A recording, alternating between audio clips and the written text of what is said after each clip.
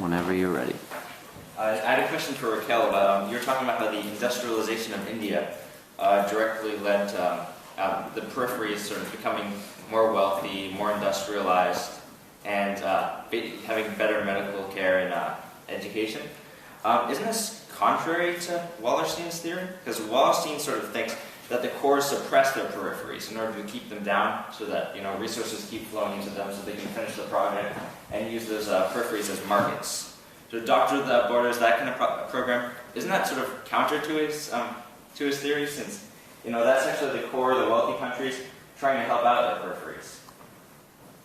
I don't think so. No, I think it supports what he's saying, not against it. Why? Yes.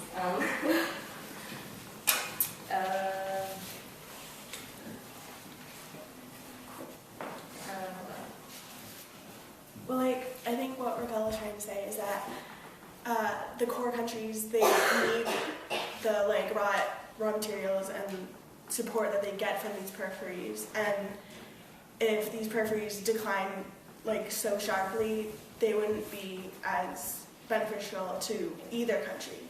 So it's more of a partnership, kind of. Right, but when education goes up, when healthcare goes up, when industrialization sort of takes hold, don't these countries sort of, they're on the same level as the cores, and they become direct competitors.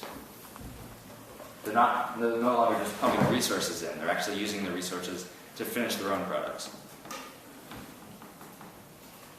They can take control of their own markets.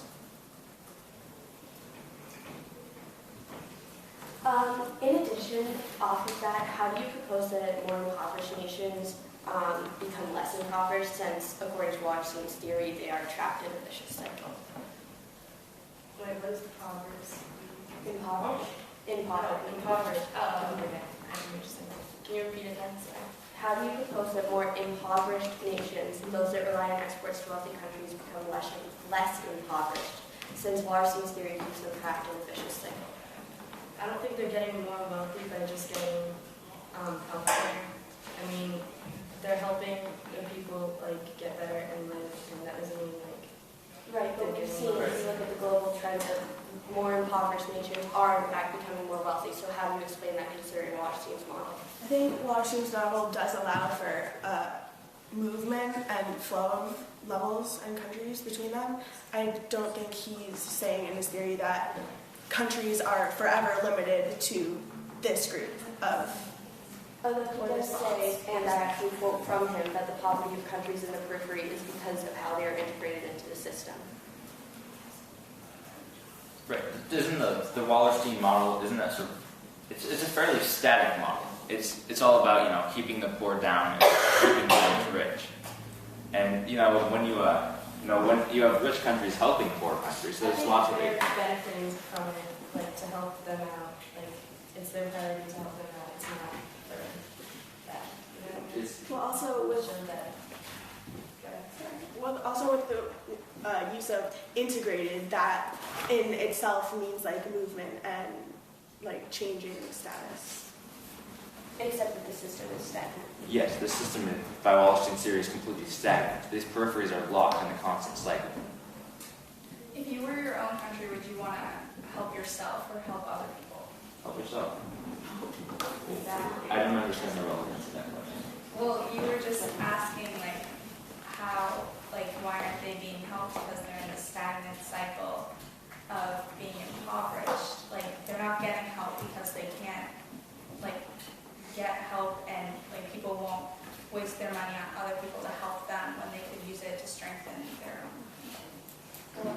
Another question. How do you explain in Wallerstein's model stands the emergence of the BRIC countries? Brazil, Russia, India, and China? I think these BRIC countries are addressed in the theory as external areas that kind of encompass this theory in themselves. They have strong central governments or stable governments, economic growth. I actually disagree. I don't think he ever addresses them. I think that his form points are strictly that the world is either the core countries or the periphery countries, and he does address semi-peripheries, but these nations obviously don't fall into them, since semi-peripheries are either in decline or attempting to improve their position in the world economy, and these have already done that. But they're not core either because they have been under the influence of the core countries. Yes. So I don't really think he ever actually addresses the word like external nations. It actually does. It says, these areas maintain their own economic systems and for the most part manage to remain outside of the modern world economy. Except that these Russia countries- fits this case well. It doesn't, because Russia is distinctly inside the world economy. Russia, China, India, and Brazil, they are distinctive components of the world They're major players in the world. Yeah. Right, Perhaps. so therefore the they are most not of them. external or outside of the world economy, which is what you're claiming. Yeah, they're major players. They're not completely disconnected. In fact, they're very well integrated into this economy. They're on the rise. I think, though, the use of external really doesn't define the countries themselves really. Although you just These- said Russia, Yeah. and what we're saying is that Russia. No, what I'm saying is that these groups are they fit together, in the same economy. There's the economy and then there's these groups. And though, because Russia and Brazil and they aren't in any of the other groups, they form their own group because, and they're still in the economy. A BRIC equivalent to the G7 or something? Like a BRIC Eurozone? So you're saying that economic Russia, bloc. China, India, and Brazil, which are some of the fastest growing and biggest economies in the world, are not part of the global No, economy? that's exactly what I'm saying. You just said that they form a group outside of No, they're in a group inside. They're outside of the other groups, but they're still inside them. How would you label that group? Would you label it as a periphery or would you label it as a core? I wouldn't label it as either. They form their own group. Completely Exactly. I don't outside have I don't have a word for it. So it's outside of ours. of Wallerstein's theory. But they're in theory. Well, I have a question. To use the new powerful economies as an example, the last 20 years have shown that rather than the developing countries simply being exploited for their natural resources, they have in fact taken away the industrial base of wealthier countries by supplying labor. Instead of being kept poor, they've taken a major share of manufacturing, keeping the larger economies in debt. How do you explain this? Can you repeat the second part of the question? Instead of being kept poor, these countries Oh, are taking okay. major share of manufacturing, keeping the larger countries in debt. As I said before, I disagree that this theory is very static. I feel like these groups are just to classify countries and that they can change. Over time, they can change groups. Does he ever say what? Does he ever say improves people? And I mean, the wealthy countries are still wealthy. They're just, they're losing part of their share to the poorer countries. These But peripheries. I also There's no more true I don't think peripheries. that was our question. Our question was, if his theory stands, then how is it that a lot of the poor countries are in debt to peripheries?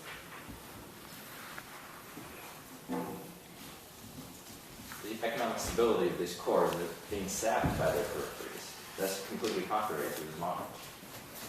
For example, the U.S. owes China more money than anyone else in the world. It's not like we've just gotten rich off the cheap labor that China provides, which is what he Right. suggests. So instead of providing individual examples that happen to fit the model, could you explain to us why Wallerstein's model is the best as compared to other economic models? For example, Albert Ferguson's argument. For example, what? Albert Ferguson's argument.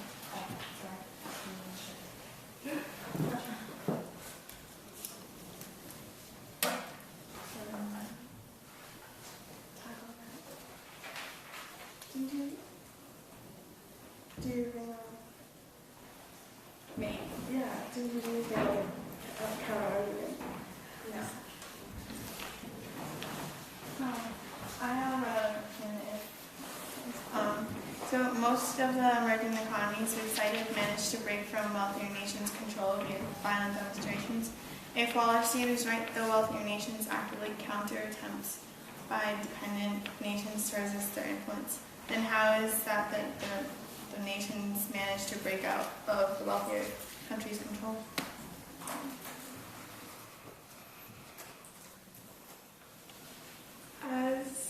said before, I still believe that this model does encourage, well not encourage, does allow for movement between groups. Although he does say, and Time. I'm citing this, that Time.